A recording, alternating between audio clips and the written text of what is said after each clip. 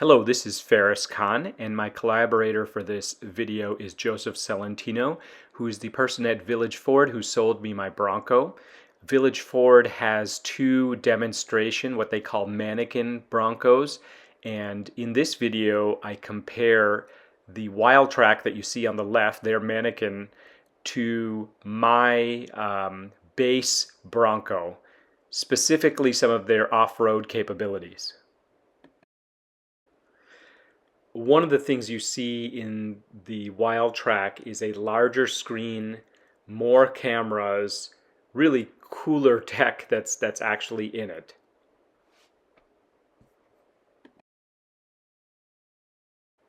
The Wildtrak that we drove was an automatic.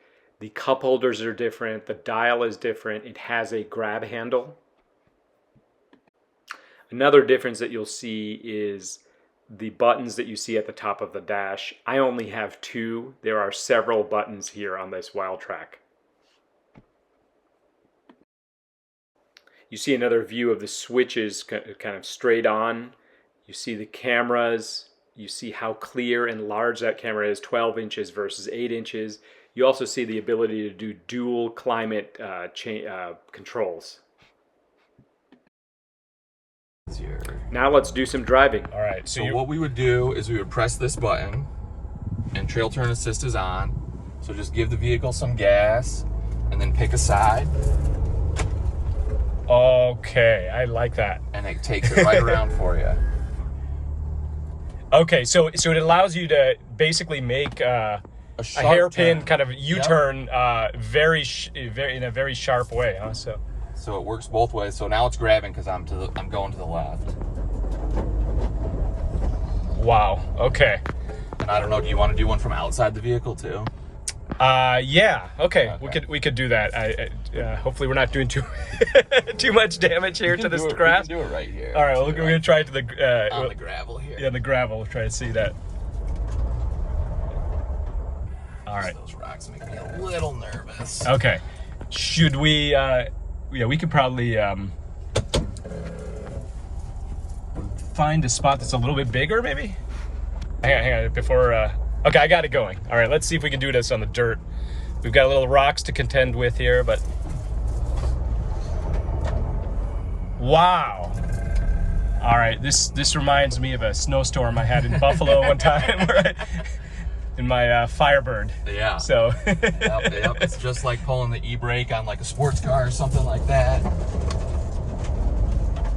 And wow. The key is, and the way to get this to work really well is to crank the wheel, and as you're cranking the wheel, just get into the gas a little bit.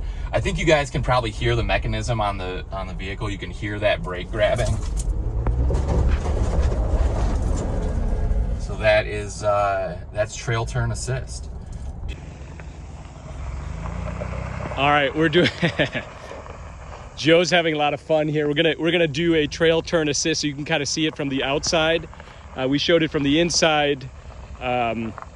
We had some fun in the outfield of a baseball field there, but then we decided, we better do it on the dirt. So let's see if we can see what Joe does.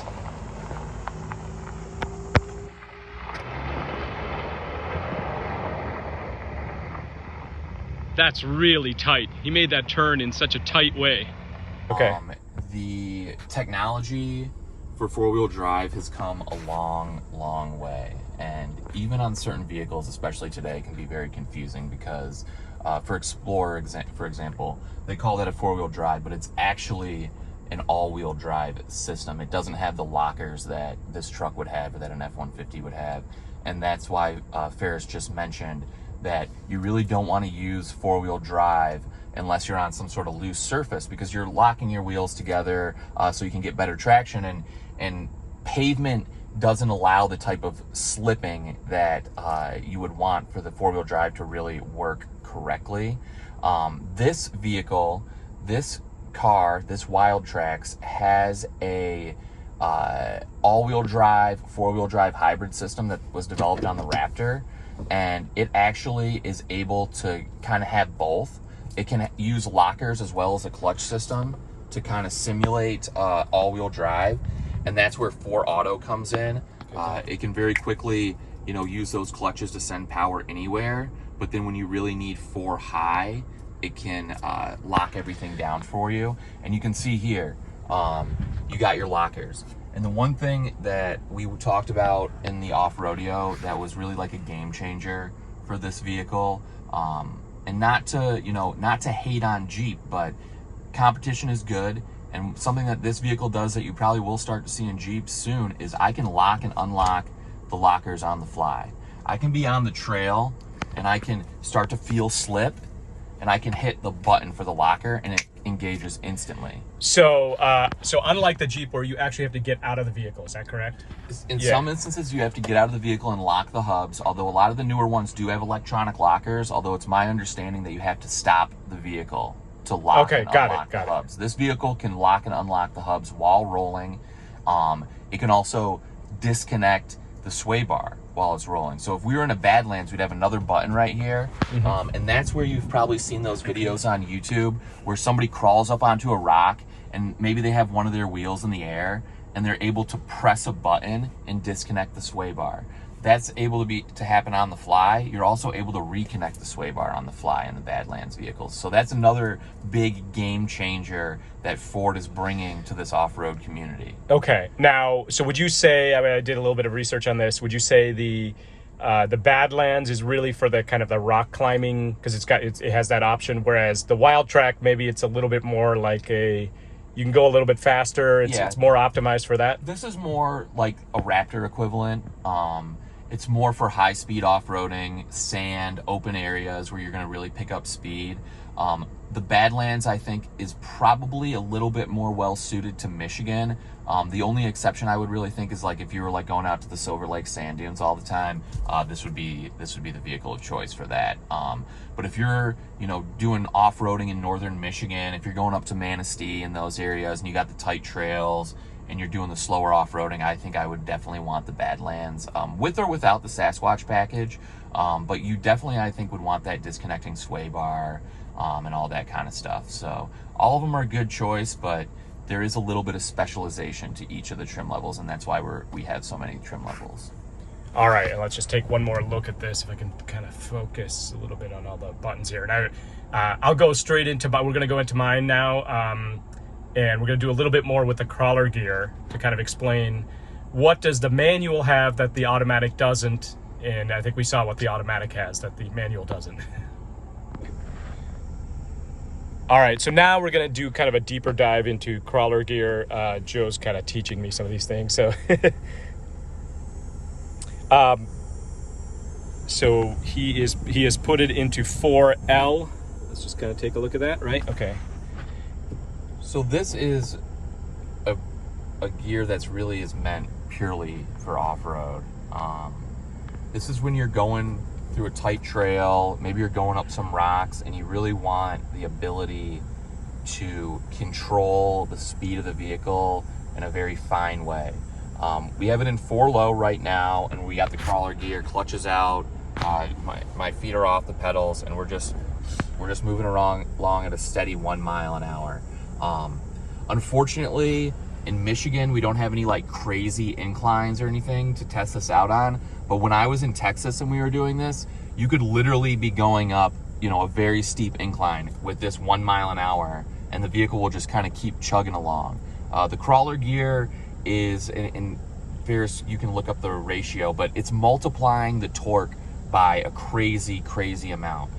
So really, again, that's why it has the collar on it, just like reverse. You really don't need to use this gear on the street or in everyday use. This really is purely an off-road thing. Even when I start to press the gas, we're up to 2,000, 3,000 RPM. We're going 3 miles an hour. So that's really all you really want. And again, this is for very vertical inclines. Maybe like you're out at Moab and you're on some of these like sheer rock walls. That's where you're going to use something like this. I will say it's kind of addictive though to just kind of crawl along, and especially with a manual transmission where you kind of worry about the is it going to stall out or whatever. It does not do that at all. I did see in the owner's manual that you probably shouldn't be using crawler gear that often, but on the other hand, it is a lot of fun. So here we are at 4H now, and the default here is 3 miles an hour. Now, I don't think we can adjust that speed, right? Is it just kind of stay at 3? I believe so. Think that we have the trail control in this vehicle. The trail control is a speed control that the Wildtraks would have, and you can adjust the speed in 1/10 of a mile an hour increments. Really good if you're on like loose surfaces, if you're going up or downhill. And again, it's another like awesome feature for people that maybe like they're just getting into off-road. Maybe they just bought a Bronco because they've never like, maybe they're Ford people. That's what we get a lot around here is, oh, I've always been into off-roading, or I've always really liked Jeeps, but I'm a Ford guy. So, these people are getting these vehicles for the first time, and these are all features that can really help them. You can concentrate exactly on what's in front of you. You don't have to worry about modulating the pedal or the brake even. I found that it was really awesome to use when you're going down a steep incline, because you can really focus on what's in front of you. You can use the trail cam if you had that to really see where you're going and not have to worry about modulating the throttle and the brake. Again, we are in 4 high. What I did for that procedure is I just pushed the clutch in and I just hit the 4 high button. I know that you may want to try to switch it on the fly, but I in a manual transmission, I'm always a guy who would rather be on the side of caution. So push the clutch in, make the switch, and then go back into your gear. But you can see again, we are rolling at 3 miles an hour. We'll give it a little gas. We're going 4 miles an hour, 5 miles an hour. But this is a torque multiplier. This is to crawl you up something, not to, accelerate quickly or anything like that. So that's really the main purpose of the crawler gear. If you were to come up to like a big rock and you needed to get over it, this would be a great way to do that in a safe, efficient manner, so you're not over applying the throttle or spinning the wheels while you're going up or over a rock. So let's take a look at that Bronco that I have versus the Wildtrak. This is the window sticker for the Wildtrak. And if we build it, I can't get exactly the build. I can get very close because the molded in color hardtop sort of changed to a soft top because of the problems that they were having with the roof. I have a full video on this as well as the Badlands that Village Ford has. So if you want to have some more details, but just to kind of understand what we're talking about, we're looking at a Wildtrak that is 56, 57,000, or kind of in between 56 and 57,000 dollars versus my vehicle. Obviously, not as many features, not as many doors, etc. My vehicle comes in at $30,555. So just to kind of give you understanding of this, in my case, I can get this and I can redo the kitchen. so that's a bonus. And also in my case, for how I'm using it, I can treat it like a Lego set and sort of build this over time. So I can upgrade the wheels, I can wheels and tires. That's the kind of the easiest upgrade. I can do additional exterior and interior upgrades as well over time. So not sure if I'm going to do it. There's if you go to Budget Bronco, you will see another YouTuber that is actually taken a very similar build to mine, and they've actually done all kinds of things to it, including upgrading the wheels, tires, grill, and they're going into even more things. So maybe I'll just keep it base so that everyone can see what have something to compare to, if nothing else. So thank you for watching this video.